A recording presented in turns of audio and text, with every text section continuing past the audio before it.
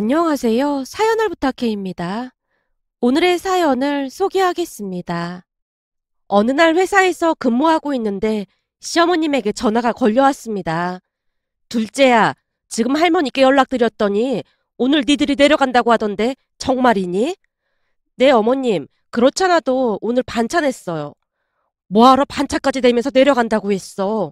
혹시 할머니께서 또 연락하신 거니? 네, 곧 할아버님 제사라고 벌써부터 전화하셨더라고요. 우리가 내려간다고 해도 니들이 내려온다고 했다고 굳이 말리시지 뭐니. 근데 혹시 니들 불편하면 우리가 내려가면 된다고 연락한 거야. 어머님, 그랬다가 할머님 완전 삐치실걸요? 할머니가 너를 너무 좋아하는 것도 문제구나. 괜히 너 불편하게 한 거 아닌지 모르겠어. 아니에요. 저도 좋아서 내려가는걸요. 그 텃밭에서 채소 바로 따서 소뚜껑에 고기 구워 먹기로 했어요. 이번엔 할머님께서 한우로 준비해 놓는다고 하셔서 지금 기대 만발인걸요? 그리고 저희 오늘 할머님 댁에서 하루 자고 올 거예요. 암튼 못 말린다 못 말려. 그럼 우리는 니들만 믿고 있으마. 라며 시어머님이 전화를 끊었는데요. 할아버님 제사를 앞두고 우리 부부가 할머님을 모시고 올라온다는 말에 미안해함과 동시에 조금은 어리둥절해하는 모습이었습니다. 할아버님이 돌아가신 뒤 시부모님께서 할머님을 모시고 오려고 설득을 했지만 할머님께서 단호하게 거절을 하셨답니다. 난 여기가 편해. 곧 있으면 감자도 캐야 하고 할 일이 얼마나 많은데 이 아까운 걸 다 버려두고 어떻게 올라가. 그래도 어머님 홀로 두고 우리끼리 어떻게 올라가요. 저희가 감자값이랑 다 드릴 테니까 그냥 같이 올라가세요. 애미야, 그동안 네 시애비랑 내가 얼마나 애지중지 일군 건데 그냥 이대로 두고 갈 순 없다. 내가 농사일 끝나면 그때는 니들 따라가마. 정말이시죠? 그럼 감자 수확할 때 혼자 하시면 힘드시니까 저희한테 꼭 연락하세요. 안 그랬다가는 저도 화낼 거예요. 알았다니까. 내가 꼭 연락할 테니까 걱정하지 말고 올라가. 라며 할머님이 시부모님 등을 떠밀다시피 했다는데요. 그 뒤에도 할머님은 이런저런 핑계를 대며 계속해서 시골에서 살고 계셨습니다. 할머님 성격은 많이 쾌활하신 편으로 표정에는 항상 장난기가 배어 있었습니다. 문득 결혼 후 할아버님의 첫 제사 때가 생각이 나는데요. 한참 분주하게 제사 음식을 만드는데 할머님께서 제사 음식에 마늘을 마음껏 넣고 계시는 모습에 제가 놀라서 물었어요. 할머님, 제가 듣기로는 제사 음식에는 마늘은 안 넣는 거라고 하던데 그렇게 마늘을 막 넣어도 되는 거예요? 죽은 영감이 알긴 뭘 알겠어. 어차피 내 입에 들어갈 거 무조건 맛있어야지. 근데 네 할아버지도 마늘 무진장 좋아해서 마늘 안 넣으면 엄청 투덜댈 거야. 그러니까 마늘 아끼지 말고 많이씩 넣어. 음식에 마늘이 들어가야 제맛이지. 라며 마늘을 아낌없이 넣었습니다. 그 모습에 간신히 웃음을 참아야만 했는데요. 할머님 말투가 어찌 보면 조금 투박해 보일 수도 있지만 제게는 너무나 재미있을 수밖에 없었습니다. 하지만 형님은 할머님과 잘 맞지 않는 모양으로 되도록이면 마주치지 않으려 애쓰곤 했습니다. 그와는 다르게 저는 할머니께서 말씀을 하실 때마다 배까지 움켜잡고 깔깔대고 웃었기에 할머님이 신기한 듯 묻기도 했어요. 넌 뭐가 그렇게 좋아서 맨날 낄낄대는 거야? 하긴 누구처럼 죽상을 하고 있는 것보다 낫긴 하네. 첫째 손주 며느리는 오기 싫으면 오지 말라는데 왜 와서 인상 쓰고 있는 거야? 우리 집은 제사 참석 안 한다고 뭐라고 하는 그런 집 아니니까 그만 가보던지. 할머님 말에 형님은 그저 묵묵부답이었습니다. 그 모습에 시어머님이 형님 눈치를 보며 할머님을 조용히 말리고 있었어요. 그날 집으로 돌아가는 길에 남편에게 조용히 물었습니다. 여보, 형님 표정 보면 진짜 오기 싫어하는 것 같은데 왜 굳이 오는 거야? 할머님 말씀처럼 제사 참석 안 한다고 해서 아무도 뭐라 할 것 같지도 않던데. 당신이 몰라서 그렇지. 그동안 사연이 참 많았어. 사연? 무슨 사연? 형수님이 우리 집안일에는 일체 참석을 안 하면서 형수님 친정일에는 아주 열성적으로 참석을 했더나 봐. 처음에는 형도 좋게 좋게 불만을 말했다는데 형수님이 계속 우리 본가는 불편하다고 싫다는 말만 했대. 그래서 형이 그럼 나는 처가댁에 가는 게 편한 줄 아냐. 사람이 기본적인 양심이 있어야 하는 거 아니냐. 뭐 그러면서 싸웠다는데 한동안 난리도 아니었어. 형이 짐 싸서 본가로 와버렸거든. 그때 둘이 이혼 얘기 나오고 집안이 발칵 뒤집어졌지 뭐. 근데 할머니는 그 사실을 몰라. 우리 모두 쉬쉬했거든. 아, 그래서 할머니께서 아까 그렇게 말씀하셨구나? 그러니까 당신도 그냥 모른 척해. 그리고 형수님이랑 굳이 가깝게 지낼 필요도 없으니까 그냥 기분만 하면 될 거야. 괜히 형수님하고 잘 지낼 생각으로 엮이지 말라 그 말이야. 라며 남편이 몇 번이나 당부를 했습니다.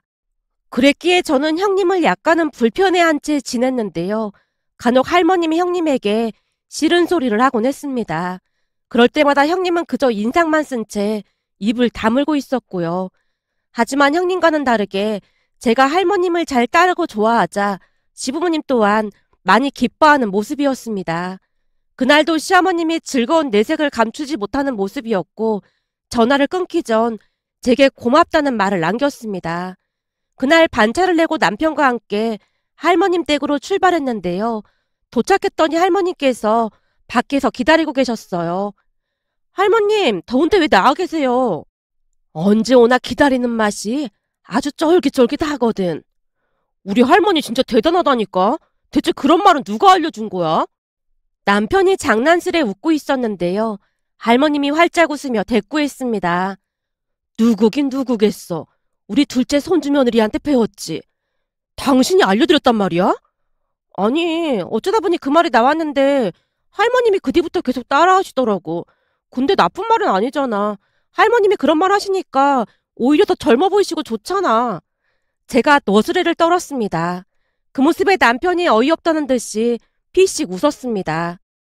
내가 다 준비해놨으니까 텃밭에 가서 채소만 따서 얼른 밥 먹자. 채소는 갓 따서 먹어야 아주 맛이 있거든. 할머님을 따라 채소를 따서 맛있게 식사를 했는데요. 텃밭에 가서 오이와 상추 같은 채소를 따서 바로 먹는 맛이 아주 기가 막혔어요. 아주 오래전에 할머니 집에서 놀던 생각이 나서 더욱 그랬던 게 아니었나 싶었습니다. 더군다나 소뚜껑에 고기를 구워서 갓 딴 채소와 같이 먹으면 천상의 맛이라는 극찬이 절로 나왔습니다. 그렇게 우리는 고기를 구워 먹고 즐거운 시간을 보낸 뒤 다음날 일찍 시댁으로 올라왔는데요. 제 손에 들려있던 것들을 보며 시어머님이 기쁜 표정으로 물었어요. 그거 뭐니? 채소 가져온 거니? 오이랑 가지랑 상추도 있고 이것저것 많이 가져왔어요. 그렇지 않아도 가지 무침이 먹고 싶던 참이었는데 잘 됐구나. 시어머님이 채소를 받아들고는 좋아서 어쩔 줄을 몰라 했는데요. 늘 그렇듯 형님은 할머님을 보며 대충 고개를 까딱하고는 휴대폰만 만지작거리고 있었습니다. 그냥 누가 보더라도 억지로 끌려온 느낌이었기에 할머님이 시어머님께 속삭였어요. 쟤는 왜 자꾸 오라고 하는 거니? 집안 행사라고 첫째가 꼭 참석해야 한다고 했던 모양이에요. 오기 싫다는 사람을 뭐하러 억지로 데리고 와? 글쎄요. 그래도 꼬박꼬박 찾아와 주는 게 어디겠어요. 그냥 신경 쓰지 마세요. 입이 대빨 나와 있는데 어떻게 신경을 안 쓰겠어. 그래도 무슨 피해를 주거나 그렇진 않잖아요. 혹시나 무슨 사달이라도 날까 싶어 시어머님이 애써 미소 짓고 있었는데요. 불안감은 어김없이 현실로 나타난다고 했던가요. 그 뒤에도 형님은 소파에 앉아서 휴대폰만 들여다보고 있었고 할머님께서 아주버님에게 물었어요. 내내 저러고 있는데 네 저를 뭐하러 데려왔어? 다음부터는 그냥 너 혼자 오던지 해. 할머니, 그럼 습관돼서 안 돼. 아니, 오기 싫다는 사람을 뭐하러 데려오고 난리야. 라며 할머님이 못마땅하다는 듯이 형님을 바라봤고 분명히 할머님이 바라보는 기척이 느껴졌을 텐데 형님은 상관조차 하지 않았습니다. 잠시 후 시어머님이 가족들을 둘러보며 물었어요. 누가 가서 계란 좀 사올래? 어머님, 제가 갈게요.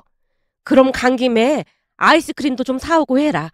네, 알겠습니다. 라며 제가 자리에서 일어났는데요. 웬일인지 형님이 따라 일어났습니다. 동서, 나도 같이 갈게. 형님도요? 저 혼자 다녀올 수 있는데. 집안에서 기름 냄새가 너무 많이 나서 그래. 나도 같이 가. 내내 놀기만 하고 앉아 있었으면서 냄새는 무슨. 할머님이 넋두리 같은 혼잣말을 했는데 시어머님이 급히 할머님을 말렸습니다. 하지만 형님은 들은 척도 하지 않고는 저를 따라 나섰어요. 잠시 후 마트에서 물건을 사고 시댁으로 돌아가던 중 형님이 먼저 말을 꺼냈습니다. 근데 동서 성이 방씨잖아. 아, 네. 그래서 그런지 그 노비근성이 유전자에 새겨져 있나 봐. 동서는 천방지축 마골피라는 말 못 들어봤어? 죄다 천민에다 노비 성씨잖아. 그래서 그런지 시댁에서도 노비처럼 아주 일을 잘하는 것 같아서 하는 말이야. 이 유전자는 절대 무시 못하는 법이거든. 형님, 말이 너무 지나치신 거 아니에요? 형님의 말에 너무나 큰 충격을 받은 채 얼음이 되고 말았는데요. 말도 안 되는 소리를 하는 형님이 조금은 이상해 보이기까지 했으니까요. 평소에도 형님이 저를 좋아하지 않는다는 것을 잘 알고는 있었지만 그날은 어찌나 어이가 없던지 형님 말을 대받아치고 말았습니다. 형님, 역사 공부 똑바로 한 거 맞아요? 뭐? 그게 무슨 말이야? 학교 다닐 때 나 한국사 성적 엄청 좋았거든? 왜? 천안 성씨라고 하니까 기분이 안 좋긴 한가 봐. 근데 동서가 지금 하는 행동을 보면 조상님 천성을 그대로 물려받은 게 확실한 것 같은데 뭐. 얼마나 노비군성이 심하면 지방까지 가서 할머님을 모시고 올라오질 않나? 무슨 일이 있을 때마다 시댁에 가서 일을 하질 않나? 그런 거 진짜 아무나 하는 거 아니거든. 형님이 계속해서 말도 안 되는 소리를 하고 있는 모습에 시댁 문 앞에서 제가 버럭하고 말았어요. 형님, 저 온양 방씨거든요? 온양 방씨? 그게 뭔데? 역시 공부를 똑바로 안 하셨나 봐요. 그러니 노비님언니 그런 말도 안 되는 소리를 하고 있죠. 라며 제가 비웃듯 말하고 있었는데요. 소란스런 소리가 집 안까지 들렸던 모양으로 문이 열렸고 할머님이 문을 열고 나왔습니다. 동네 시끄럽게 니들 뭐 하는 거야? 죄송합니다. 제가 고개 숙여 인사를 하고 안으로 들어갔는데요. 괜시레 집안 시끄러워지게 하고 싶지 않았으니까요. 하지만 형님은 마치 끝장이라도 보겠다는 듯이 제 등 뒤에서 외쳤어요. 동서, 그냥 들어가 버리면 어떡해? 그래서 온양 방씨인가 뭔가 이상한 말로 둘러대지 말고 똑바로 말은 하고 가야지. 방씨가 천안 성씨인 건 확실한 거잖아. 요즘 세상이 어떤 세상인데 성씨를 가지고 따지고 있어. 할머님, 동서 성씨가 방씨인데 할머님도 아실 거 아니에요. 천방지축 마골피. 방씨가 천민이었다는 사실을 모르는 사람도 있어요? 사실 저는 동서가 방씨라는 말 듣고 진짜 많이 놀랐잖아요. 방씨가 뭐예요, 방씨가? 뭐가 어쩌고 어째? 이게 뚫린 입이라고 어디서 말을 함부로 하고 있어. 라며 할머님이 형님을 몰아붙이고 있었는데요. 시어머님이 급히 할머님과 형님을 집 안으로 잡아 끌며 말했습니다. 너 얼른 둘째한테 사과해. 요즘 세상에 그게 뭐라고 그런 말을 하고 있어. 아무리 그래도 네 동서한테 어떻게 그런 말을 할 수가 있니? 제가 틀린 말 한 것도 없잖아요. 형님이 계속해서 짜증스레 말을 하고 있었는데요. 가만히 듣고 있던 시아버님이 형님에게 일침을 가했습니다. 뭐? 방씨가 천안 노비성씨라고? 넌 대체 학교 다닐 때 뭘 배운 거냐? 충무궁 이순신 장군님 아내 되시는 분 성씨가 뭔지 알고 나는 소리야? 그걸 제가 어떻게 알아요? 네가 그러면 그렇지. 이순신 장군님 아내분이 방수진이라고 상주 방씨다 이 말이야. 라며 큰 소리로 말했는데요.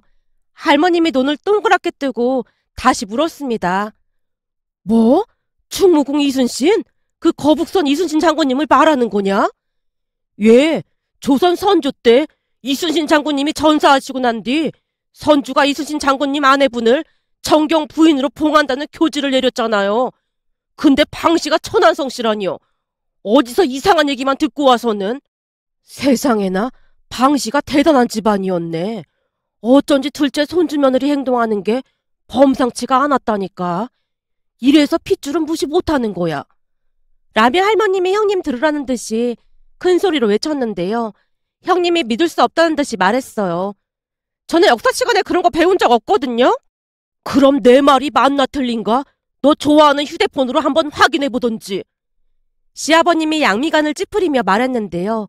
그 뒤 형님은 손이 보이지 않을 정도로 휴대폰으로 폭풍 검색을 하기 시작했습니다. 그렇게 확인이 됐던 것인지 형님 얼굴이 울그락불그락해져 있었습니다. 요즘 세상에 그런 말도 안 되는 것으로 저를 압박하려고 했던 형님의 모습에 정말이지 크게 실망을 할 수밖에 없었습니다. 물론 제가 시댁 모든 행사에 참석을 하고 있긴 했지만 그건 누가 시켜서 한 것이라고 하기보다는 자발적인 참여였으니까요. 아마도 형님은 그 부분이 많이 못마땅하지 않았나 싶었습니다. 그런데 그런 형님을 흘끔흘끔 쳐다보던 할머님이 비웃듯 형님에게 물었어요. 근데 우리 첫째 손주 며느리는 얼마나 대단한 집안의 자손이길래 그렇게 큰 소리를 치고 다니는 거니? 우리 집은 양반가입니다. 예전에 보면 나라를 팔아먹은 가문 중에 양반이 아주 많았다지. 혹시 그렇진 않았겠지? 아니에요. 아니라고요. 라며 형님이 자리에서 벌떡 일어나 주섬주섬 백을 챙겨서 나가려고 했는데요. 급하게 나가다가 그만 시어머님과 부딪히고 말았습니다. 그 바람에 시어머님 손에 들려있던 기름이 바닥에 떨어졌는데 형님이 들고 있던 백도 바닥에 떨어지고 말았어요. 그러면서 형님 백이 기름 범벅이 되고 말았습니다. 그 바람에 형님이 찢어질 듯한 목소리로 외쳤고요. 아, 내 백! 이게 얼마나 비싼 건데 어떡하실 거예요? 어머, 어쩐다니. 미안하다. 어머님, 이거 그냥 백이 아니에요. 우리 올케 언니가 혼수로 좀 비싼 백이란 말이에요. 형님이 이성을 잃은 채 시어머님을 몰아붙이고 있었는데요. 아주버님이 형님에게 외쳤습니다. 같이 부딪혔으면서 그런 식으로 말하면 어떡해. 당신은 이런 백 하나 사주고 그런 말 하는 거야? 명품 백이라고 네가 하나밖에 없는데 지금 내 심정이 어떻겠어? 그래도 엄마가 미안하다고 했고 당신도 같이 부딪힌 거잖아. 몰라. 당신은 왜 항상 나한테만 뭐라고 하는 거야? 라며 형님이 씩씩거리며 밖으로 뛰쳐나갔습니다. 그 모습에 할머님이 혀를 내두르며 고개를 절레절레 흔들고 있었고요. 그런데 그 백으로 인해 형님과 아주버님이 다투고 난리가 난 모양이었어요. 다음날 시어머님이 형님에게 전화를 했더니 울고불고 난리를 쳤다면서 시어머님이 심란한 표정으로 말을 했거든요. 그냥 똑같은 백으로 내가 하나 사줘야 하나? 둘째야, 그 백이 진짜 그렇게 비싼 백이니? 저도 명품은 잘 모르긴 한데 얼핏 보니까 비싼 것 같아 보이긴 하더라고요. 선물 받은 거라는데 이를 어쩐다니. 시어머님 얼굴에 먹구름이 가득해 보였습니다.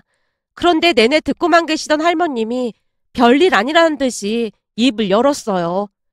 그까짓 거 얼마나 안다고 걱정을 해. 둘째 니들이 첫째네 집에 가서 그 백 받아와라. 내가 똑같은 걸로 하나 사주면 될 거 아니야. 암튼 마음에 안 드는 게 꼴 보기 싫은 짓만 한다니까. 예? 어머님이 백을 새로 사주신다고요? 아니에요. 제가 사주던지 할게요. 내가 애미 너보다 돈도 더 많고 하니까 쓸데없는 소리 하지 말고 그런 줄 알고 있어. 둘째 손주 며느리한테도 선물 하나 해주고 싶어서 그런 거니까. 제 선물을요? 저는 괜찮아요. 내 맘이니까 넌 그냥 가만히 있으면 된다. 그러니까 네 형님 집에 가서 똑같은 걸로 사준다고 하면서 그 백 받아오기만 해. 알겠습니다. 가서 백 받아올게요. 라며 남편과 제가 형님 집에 가서 사실대로 말을 했는데요. 형님이 비웃듯 대답했습니다. 뭐? 할머님이 새 걸로 사준다고 했다고? 네, 그렇게 전화라고 하셨어요. 동서, 이 백이 얼마짜린 줄 알긴 하고 그런 소리 하는 거야? 글쎄요. 저는 명품백 모르니까 가격은 잘 모르죠. 하지만 우선 가지고 오라고 하셨으니까 한번 줘보세요. 알았어. 돈이나 있는지 모르겠지만 사준다고 하니까 반갑긴 하네. 라며 형님이 비아냥거리는 모습에 남편이 버럭하려고 했지만 제가 말렸습니다. 그때 할머니께 형님 백을 가져다 드렸는데요. 할머님이 시어머님에게 말했어요. 애미야, 내일은 나랑 같이 백화점에 가보자. 명품 백이라고 하던데 그냥 제가 사서 주던지 할게요. 괜찮어. 네 시아버지가 세상 뜨면서 했던 말 잊었니? 나보고 돈 아끼지 말고 쓰고 오라고 했잖니. 우리 영감이 그리 되는 거 보고 인생 덧없다는 생각만 들더구나. 할머님이 긴 한숨을 내쉬었습니다.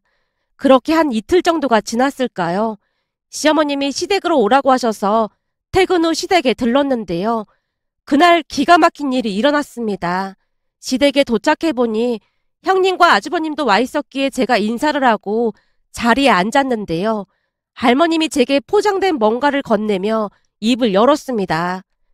이건 우리 둘째 손주 며느리한테 주는 내 선물이다. 선물이요? 할머님, 저는 안 주셔도 된다니까요. 제가 놀란 채 손사래를 쳤습니다.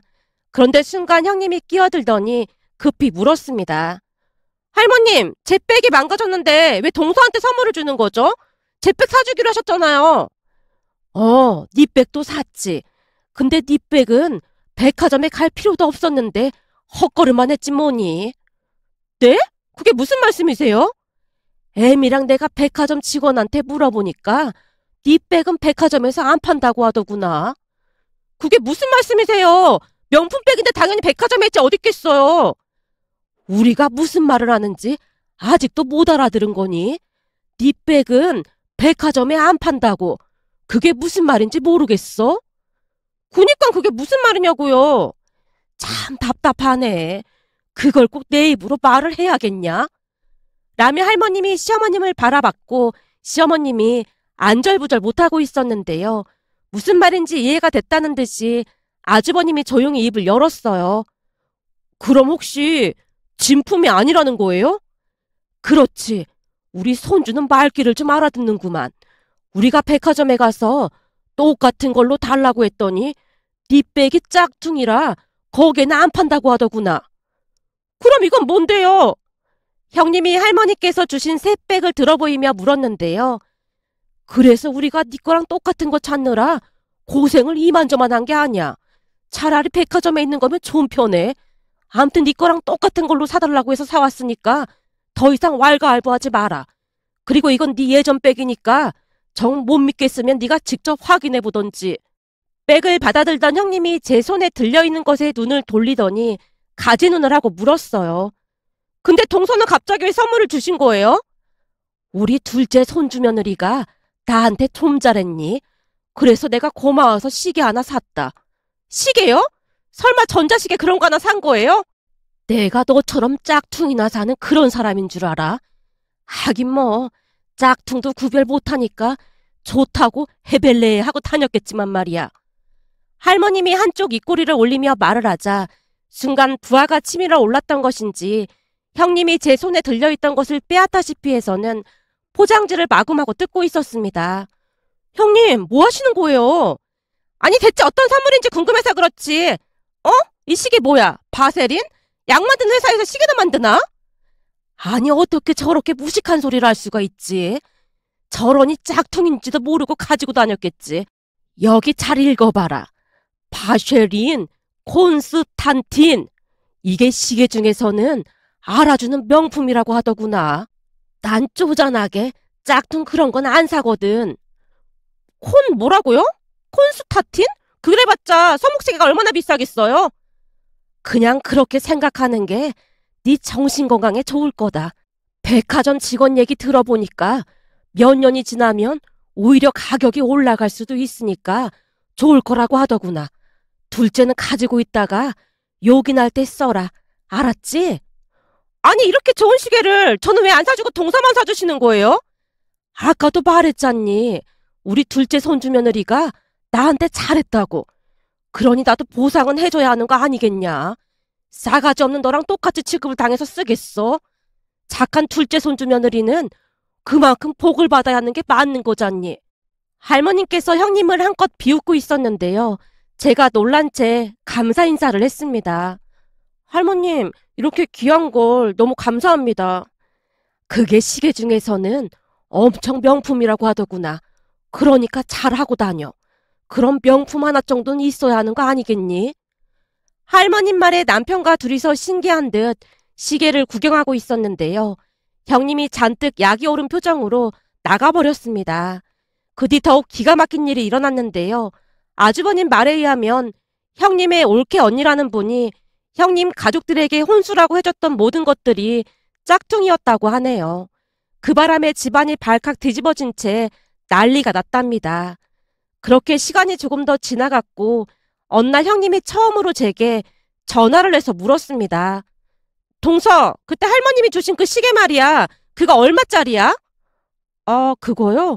그렇잖아도 제가 회사에 차고 간 적이 있었는데 우리 팀장님이 보고 놀라더라고요. 왜 놀라? 우리 팀장님이 명품에 대해 모르는 게 없는데 딱 보더니 이 시계가 세계 몇 대 명품 시계 브랜드라고 하면서 중고로 사려고 해도 엄두도 못 낼 정도로 비싼 시계라고 하더라고요. 그래서 요즘은 안 차고 다니고 그냥 집에 잘 모셔두고 있어요. 궁금하면 백화점 가서 가격 한번 물어보면 될 거 아니야. 할머니께서 선물 주신 건데 굳이 가격을 물어볼 필요가 뭐가 있겠어요. 그냥 감사한 마음으로 가보라고 생각하고 간직하려고요. 근데 왜 전화하신 거예요? 그래서 말인데 할머님이 돈이 엄청 많으신가 봐. 글쎄요. 그동안은 그런 티를 전혀 안 내셔서 저도 잘은 모르겠어요. 라며 전화를 끊었는데요. 어느 날은 할머님 댁에 내려가려고 전화를 드렸더니 할머님께서 이상한 말씀을 하셨어요. 이번 주 말고 다음 주에 내려와. 이번 주는 할 일이 많아서 내려오면 힘들어. 그럼 더더욱 내려가야죠. 아니야. 그 뭐냐? 네 형님이 내려와서 일하기로 했으니까 둘째 손주 며느리는 다음 주에 내려와서 나랑 만난 거나 먹으러 다니자. 형님이 할머님 댁에 내려간다고 했단 말이에요? 그러게 말이다. 굳이 내려와서 일을 돕겠다고 하니까 내가 아주 빡시게 시키려고 벼르고 있잖니. 암튼 너는 다음 주나 내려와라. 알겠지? 라며 할머님이 전화를 끊었는데요.